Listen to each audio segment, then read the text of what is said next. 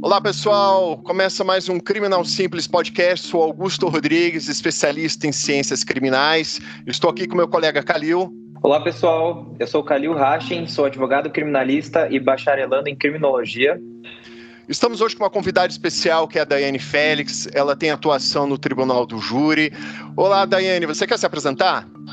Olá, pessoal. Mais uma vez, obrigada, doutor Augusto, Kalil, pelo convite. Eu sou a Daiane Félix, sou advogada criminalista, tenho atuação no Tribunal do Júri e vim hoje para conversar com vocês um pouco a respeito de mais um tema polêmico. Então, pessoal, viemos aqui nos reunir para falar sobre uma polêmica trazida pelo pacote anticrime, que é a execução provisória no Tribunal do Júri para penas a partir de 15 anos de condenação. Daiane, você que tem essa atuação no Tribunal do Júri, como é que você tem visto isso? Você que tem atuação aqui em Curitiba, né? Como é que você tem percebido na prática como tem ocorrido? Os juízes estão realmente executando a pena ou tem juízes que estão afastando essa execução provisória? Vejo que a maioria, na verdade, não. Realmente tem afastado essa questão da execução provisória, tá? Em Curitiba, especialmente, nós temos 2 juízes que são titulares, uma juíza da primeira e um juiz da segunda vara do Tribunal do Júri. Regiões metropolitanas também têm identificado que a maioria realmente tem afastado essa aplicabilidade, mas temos aqui em Curitiba um exemplo clássico aí de um juiz substituto das varas do Tribunal do Júri, que realmente tem feito essa execução provisória da pena. Pois é, a gente estava tratando até dessa polêmica toda, como eu citei, foi trazida pelo pacote anticrime, né? A Lei 13.964 de 2019, que ela alterou o artigo 492.1 do CPP com a linha E de escola, onde consta ali a possibilidade, no caso de condenação, uma pena igual ou superior a 15 anos de reclusão, determinará o juiz a execução provisória da pena, com expedição de mandado de prisão, se for o caso, sem prejuízo do conhecimento de recursos que vierem a ser interpostos. E até eu e a Daiane, numa outra oportunidade, eu também acabei conversando em uma outra oportunidade com o Kalil, o porquê o legislador optou por essa opção de 15 anos, não assim, de repente, para homicídios qualificados, aquelas hipóteses de homicídio qualificado que estão na lei de crimes hediondos, tem uma execução provisória. Por que esse número, 15 anos? Sendo que um homicídio simples, você tem uma pena de 6 a 20 anos. Tem uma possibilidade de um homicídio simples você ter uma condenação de 15 anos. Então, assim, eu não entendo muito a lógica. Qual que é a opinião de vocês? Só até fazendo uma complementação aqui, né? A gente estava debatendo justamente a respeito disso, né? Do motivo. Eu até gostaria de entender, dei uma pesquisada para ver numa dessas, eu achava ali o projeto de lei com a justificativa do porquê esse número de 15 anos e realmente não achei, né? O que eu vejo é que muitas das pessoas que defendem essa questão da execução da pena provisória, né, nesse caso, utilizam muito, mais ou menos o mesmo argumento que algumas pessoas usavam para defender a execução da pena já após a condenação da segunda instância, né? E tem aquela questão também que o pessoal usa muito, comenta a respeito da soberania da decisão dos jurados, né? Que aquela decisão ela não poderia ser, em um eventual recurso, ser questionada a respeito do mérito, só a respeito de uma eventual nulidade, enfim, mas por que 15 anos, né? Eu particularmente, eu não sei exatamente qual seria a explicação, porque também desconheço, apesar de ter procurado realmente também na questão do próprio projeto da lei, mas eu não consigo identificar qual seria a justificativa plausível, né? Até porque o fato, por exemplo, de soberania dos vereditos não necessariamente condiz com a questão da execução provisória da pena, porque, veja, inclusive, apesar de ser soberanos jurados, nós poderíamos, sim, de acordo com o próprio artigo 593, recorrer dessa decisão por entender, por exemplo, que as provas ali que foram produzidas e os jurados chegaram em uma determinada conclusão, a decisão desses jurados fosse manifestamente contrária à prova dos autos. Então, a gente ainda tem, sim, possibilidade de recurso, mesmo tendo essa questão da garantia constitucional dos vereditos dos jurados, né? Que também a gente tem que considerar, o jurado ele é um juiz do fato, mas você tem as questões de matéria de direito ali, questão de qualificadoras, dosimetria. O condenado ele teria um direito de recorrer em liberdade. É claro, isso que eu não estou nem citando questão da garantia do trânsito julgado, né? Como está na Constituição, ninguém será considerado culpado até o trânsito julgado da sentença penal condenatória. Ali não tem nenhuma observação, nenhum parágrafo, nenhuma exceção, nada. É claro. E você também tem tratados ali, como na Convenção Interamericana de Direitos Humanos, que também você tem uma garantia de um duplo grau de jurisdição, e ali você tem uma violação. O que eu vejo, na verdade, a respeito das pessoas que defendem, e eu acredito que seja até um entendimento, do meu ponto de vista, equivocado, é que justamente porque a partir daquele recurso não poderia ser debatido nada a respeito do mérito, isso não violaria, de certa forma, o princípio da presunção de inocência, né? Porque aquela pessoa já foi estabelecida que ela seria culpada de acordo com o mérito, de acordo com as provas, então não seria violado esse princípio. Do meu ponto de vista, é um entendimento equivocado, mas como eu comentei, foi usado também muitas vezes para defender a execução da pena já em segunda instância, né? Porque muitas vezes ali alguma questão, alguma nulidade, alguma coisa que aconteceu durante a instrução processual pode acabar realmente interferindo no próprio julgamento do mérito, principalmente quando você está se tratando de um tribunal do júri, por exemplo, quando você tem juízes, né, os jurados leigos ali, né? Então, é um pouco complicado essa questão, né? Eu percebo até que, veja, nós temos possibilidades aí de inclusive reverter eventual decisão e voltarmos, né, para o plenário do Tribunal do Júri em caso de nulidade, um exemplo clássico e que de fato acontece frequentemente dentro do tribunal, seja por questões que são ditas dentro do próprio plenário, na verdade, ou seja até mesmo por questões documentais que foram juntadas a partir da fase do 422, né, do CPP, até o 479. Vou dar um exemplo clássico. Nós tivemos um júri recente aqui em Curitiba, em que nós anexamos documentos no prazo do 479 do CPP, que seriam apresentados, obviamente, para os jurados naquela ocasião, e no ato da audiência, né, a promotora de justiça, que na ocasião inclusive é a doutora Ticiane, acabou se insurgindo em relação ao vídeo que tinha sido anexado, e naquele momento a juíza entendeu que aquele vídeo não poderia ser utilizado como prova e acabou desentranhando. O fato é que nós arguimos que aquilo gerava prejuízo efetivo para o réu, que nós inclusive havíamos respeitado o prazo do artigo, tá? E que de fato faríamos questão de utilizá-lo. Naquele momento a juíza entendeu que não, então foi indeferido, consignou-se os protestos da defesa em ata e no final nós tivemos uma decisão condenatória. Estamos recorrendo. Se fosse o outro juiz, né, o juiz substituto, por exemplo, daqui de Curitiba, certamente pelas circunstâncias da pena daquele caso, nós sairíamos com a cliente presa, com a ré presa. Então, assim, entendemos que, no caso, há grande possibilidade, efetivamente, do tribunal entender que há uma nulidade e mandar aquele caso novamente para júri. Então, como ficaríamos nessa situação? Óbvio que existe possibilidade de habeas corpus, existe possibilidade, inclusive, do habeas corpus preventivo, mas, em tese, nós estamos ali dentro do plenário, não esperando por uma decisão de prisão para a execução provisória da pena. Você citou o habeas corpus preventivo. Um caso emblemático foi o júri da Botkiss, né? Que o Dr. Jader Marques, ele impetrou um HC preventivo, ele conseguiu ali o salvo-conduto e até então ele conseguiu afastar ali a execução provisória, só que daí uma decisão bizarra, né? Você veja, o Ministério Público entrou com uma medida cautelar no Supremo, o presidente da corte, uma liminar, uma medida cautelar, deu um efeito suspensivo à liminar do Tribunal do Rio Grande do Sul, que estava concedendo o salvo-conduto. Bizarro. Voltando no comentário que eu tinha feito, eu vejo que existe meio que um entendimento, assim, de que simplesmente porque você não poderia, em tese, debater o mérito no recurso que viria posteriormente, não existiria nenhum possível prejuízo para o acusado do fato dele estar cumprindo aquela pena a partir daquele momento, né?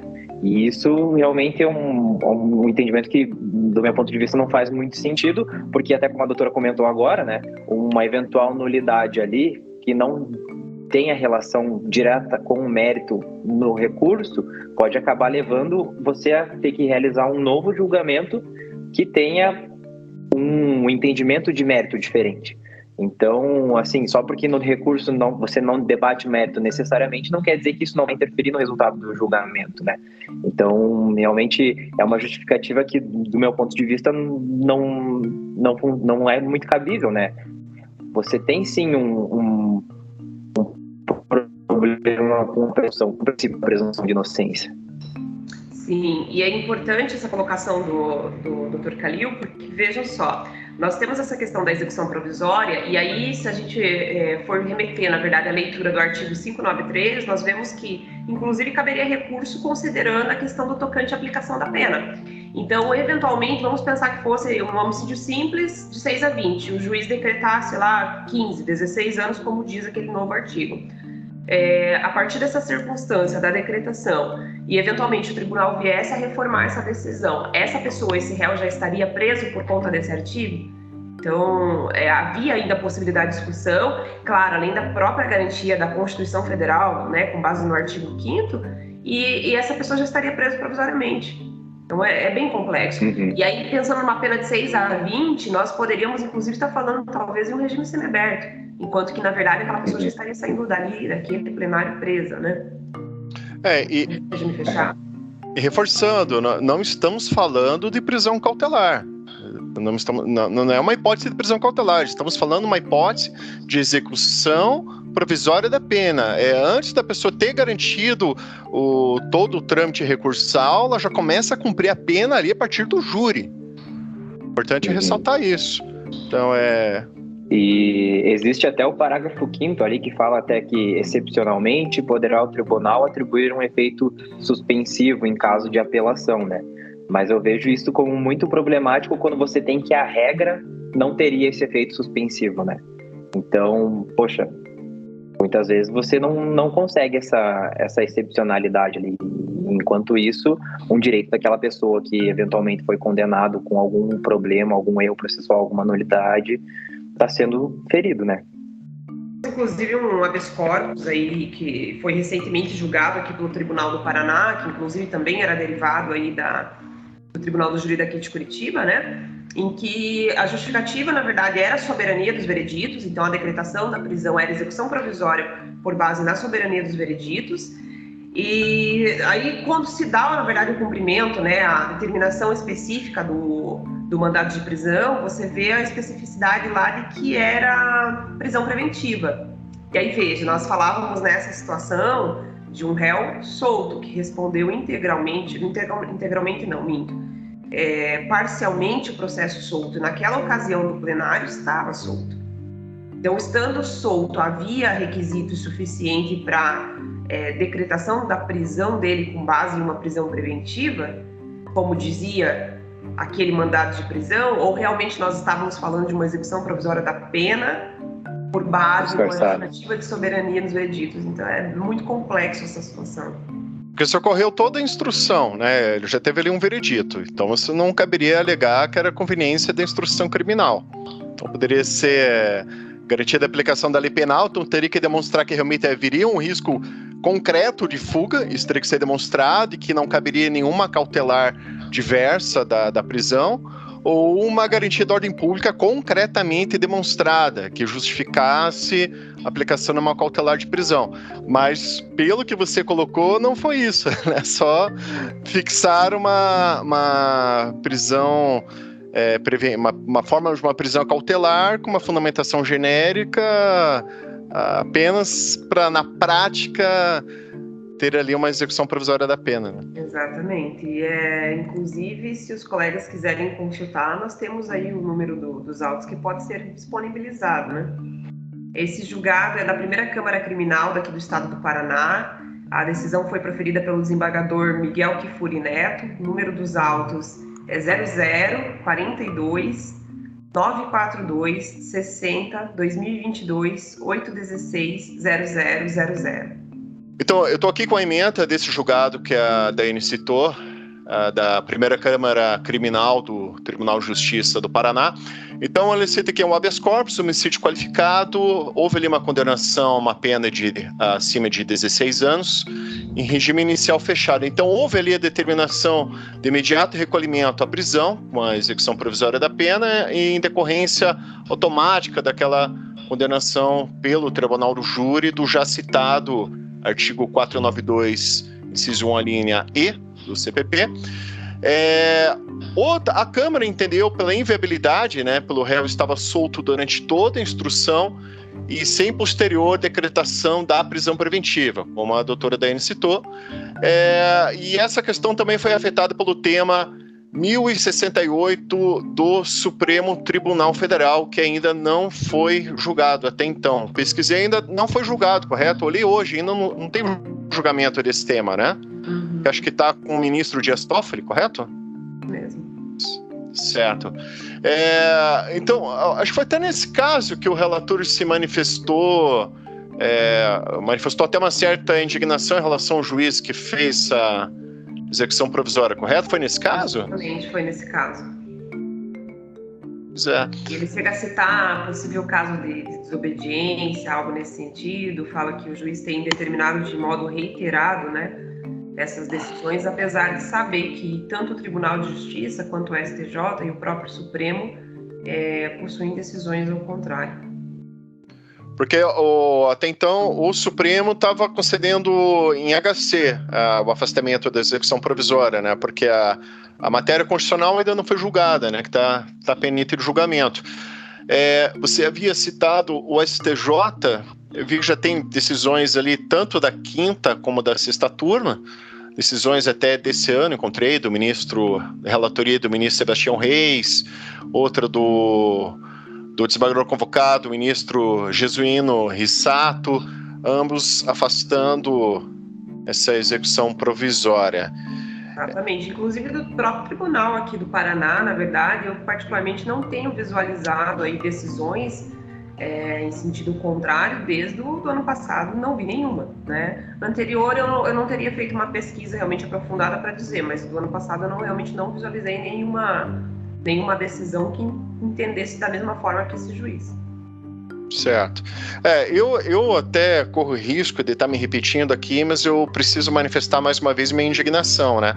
Eu fico pensando por que 15 anos, sendo que você está ali, você pode, só por esse critério temporal, de fixação de pena, 15 anos, você pega tanto homicídio qualificado como homicídio simples, mas de uma forma cruzada, porque tem hipóteses do homicídio simples acima de 15 anos você ter essa execução provisória, e da mesma forma, um homicídio qualificado, que é um crime hediondo com uma pena ali de 12 ou 13 ou 14 anos que seja, você não tem execução provisória. Então, tem uma questão de isonomia, de proporcionalidade, não faz o menor sentido para mim. Pois é. Eu vejo meio que como uma coisa meio populista, assim, né? Óbvio, a questão dos 15 anos, realmente, para mim, até agora, não fez muito sentido. Talvez a ideia do legislador tenha sido realmente conseguir atingir todos os crimes que são julgados no Tribunal do Júri, de alguma forma ali, com um número que seja um meio termo ali, né? Mas eu vejo como uma medida, de certa forma, meio populista, assim, do legislador, do judiciário, para passar aquela sensação de que, nossa, muitas vezes a gente vê assim, muitas vezes até no noticiário, né, aquela ideia de que o sujeito foi condenado a não sei quantos anos pelo Tribunal do Júri por um crime com resultado morte, e agora volta para casa e pode recorrer em liberdade, meio que naquele intuito de atender os anseios populares, assim, por essa punição, por essa efetivação da justiça, né? Talvez até considerando que pelo Tribunal do Júri ser um caso que é julgado pelo povo, assim, né, pelo Conselho de Sentença, talvez tenha sido um pouco essa ideia, né? Mas é muito complicado isso, né? Essa colocação do Calil é extremamente importante porque, na verdade, nós temos uma cultura também sensacionalista por parte do jornal, né?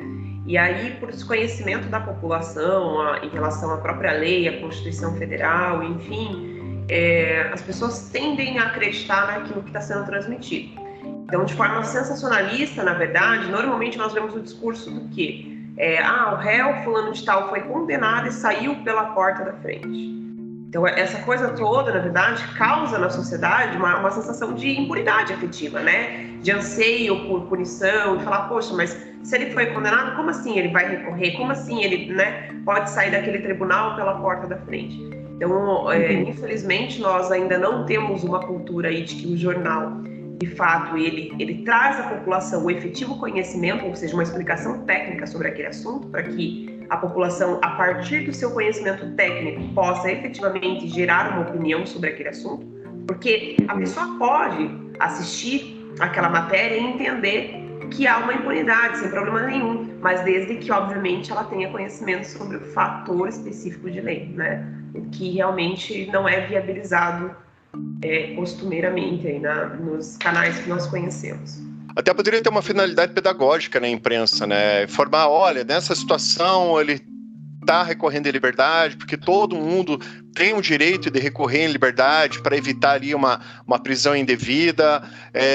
Há hipótese, sim, que a pessoa ela pode ser presa antes de uma condenação definitiva, mas só que tem que ser demonstrado que ela oferece realmente um risco para a sociedade, que ela tem um risco de fuga. Poderia falar numa linguagem simples para a população, né? Mas isso não vem no jornal. O que vem no jornal é colocar: a polícia prende e o juiz solta, o Brasil, o país da impunidade. Mas não citam que em muitos locais no mundo, né, no mundo ocidental democrático, você tem pelo menos uma garantia de duplo grau de jurisdição. Não citam que o Brasil também é signatário de tratados internacionais de direitos humanos que garante pelo menos um duplo grau de jurisdição. Enfim, fica como você cita, né? Esse círculo vicioso. A imprensa é alimentada por uma insatisfação popular que vem no jornal, daí elas noticiam esse tipo de conteúdo sensacionalista, que daí gera também uma demanda no Congresso Nacional, que através de um populismo penal aprovam leis a toque de caixa e por aí vai. A respeito disso, eu vejo até que quando é um caso muito de grande repercussão, assim, né, muito midiado, alguns veículos midiáticos eles tentam formular ali as manchetes ou as notícias de uma forma que atraia a atenção do leitor, né? Obviamente faz todo sentido, só que o problema é que muitas vezes eles acabam formulando de uma forma que gera uma interpretação equivocada, né? E acaba gerando esse sentimento de revolta, esse sentimento de impunidade. Muitas vezes eles explicam de uma forma mais simples, assim, que não passa realmente o conhecimento do que realmente está escrito na lei, né? Eu lembro que, inclusive na época que eu era estudante ainda, teve um júri de grande repercussão aqui em Curitiba, e aí os veículos midiáticos, de certa forma, tentando explicar o que tinha acontecido, né? Explicaram que houve ali uma condenação há tantos anos, explicaram de forma bem simples que a sentença do Conselho de Sentença, né, a decisão dos jurados, ela era irrecorrível, ela não poderia ser mudada, mas explicaram que ele iria recorrer em liberdade. Aí eu fiquei pensando, mas isso não faz sentido. Se a sentença deles não pode ser questionada, como que ele está recorrendo em liberdade? Por que é isso? E não se deram ao trabalho de explicar essa questão. Então fica uma coisa meio contraditória ali e que vai gerando, né, no anseio popular, essa sensação de que não existe justiça. Até porque aqui no Brasil, automaticamente, a justiça é associada à punição, né? A gente tem aí pouquíssimas noções de justiça restaurativa. Então, eu acho que talvez isso acaba até fomentando, de certa forma, essas medidas mais populistas e punitivistas no legislativo e no judiciário, né? Exatamente isso, eu concordo com o que foi colocado e assim, é interessante porque eu tenho uma situação, um caso, né, em que eu tive a oportunidade de atender desde da prisão temporária na delegacia de homicídios e posteriormente realizar um júri onde essa pessoa foi absolvida.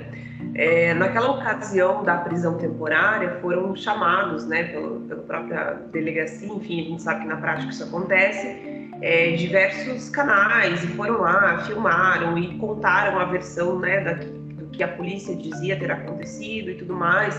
Filmaram, inclusive, acabaram expondo essa pessoa que posteriormente passou a ser réu efetivamente da ação.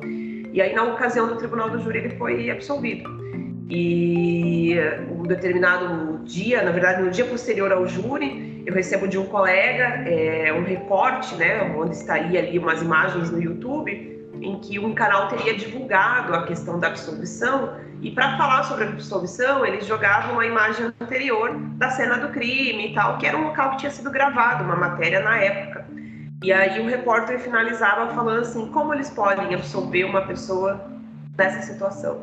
Ou seja, o repórter efetivamente acreditava-se naquela versão que havia sido construída pela polícia na época da investigação, leva a isso, passa-se anos, a pessoa foi absolvida e por razões concretas, porque veja, os jurados estão lá para isso, eles vão analisar as provas que foram produzidas e aí o jornalista traz essa matéria, então traz isso para a população, de uma forma de crítica, como pode, colocando em xeque essa questão do próprio julgamento dos jurados, né?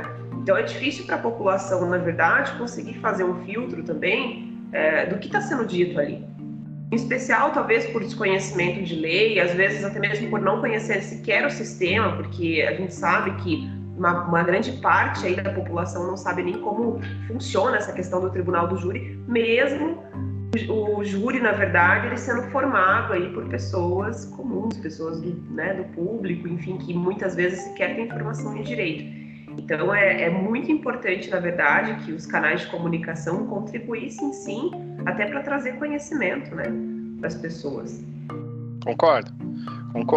E lembrando que justiça, ainda mais justiça criminal, entendemos como absolver os inocentes ou aqueles que não foi demonstrada ali uma culpa criminal e condenar os culpados à medida da sua culpabilidade, com a correta dosimetria da pena. A doutora Daiane citou um ponto bem interessante aí, né, a respeito dessa questão da influência da mídia, porque muitas vezes quando eles vão noticiar, de certa forma, um fato que acabou de acontecer, um fato criminoso, a versão que eles mostram ali é a versão da polícia, ou muitas vezes até a versão do Ministério Público, e isso, de certa forma, acaba gerando uma certa condenação para quem está sendo, uma condenação social para quem está sendo acusado. E isso eu acho que poderia até ser assunto de um próximo episódio nosso. Sim. Aí a respeito dessa questão da influência da mídia, muitas vezes nos jurados que fazem parte da população, que muitas vezes são influenciadas por essa mídia, né? Então, interessante. Influência fica aí da mídia do próximo tema. Acho interessante a influência da mídia no Poder Judiciário, que rola, e principalmente no Tribunal do Júri, né?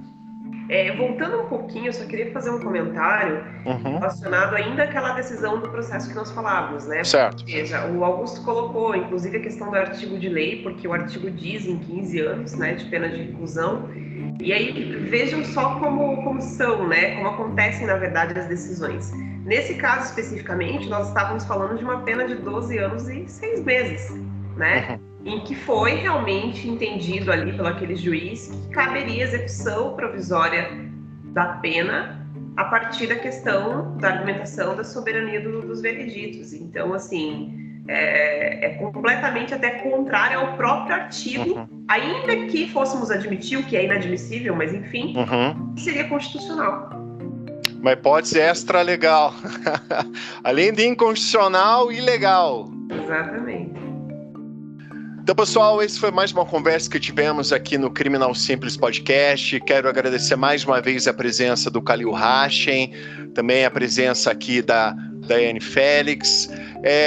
Khalil, Daiane, vocês querem divulgar algum conteúdo de vocês? Alguma página no Instagram, um blog, um site? Daiane, você tem algo para divulgar? Eu estou disponível para conversar com os colegas através do Instagram ou Facebook, Daiane Félix ADV. Certo. E Khalil, você quer divulgar também tua página? Bom, muito obrigado novamente por mais um podcast aí para a gente debater temas muito interessantes, né, para o direito penal. Augusto, muito obrigado pela presença também, Daiane, sempre trazendo questões pontuais aí. E nos acompanhe também, né, no Instagram da doutora Daiane. O meu é o @crimesimples e o Augusto é o @augustorodrigues.criminal. E espero que tenham gostado e acompanhem os próximos episódios também aí do podcast. Estamos disponíveis nas plataformas do YouTube e do Spotify, no Criminal Simples Podcast.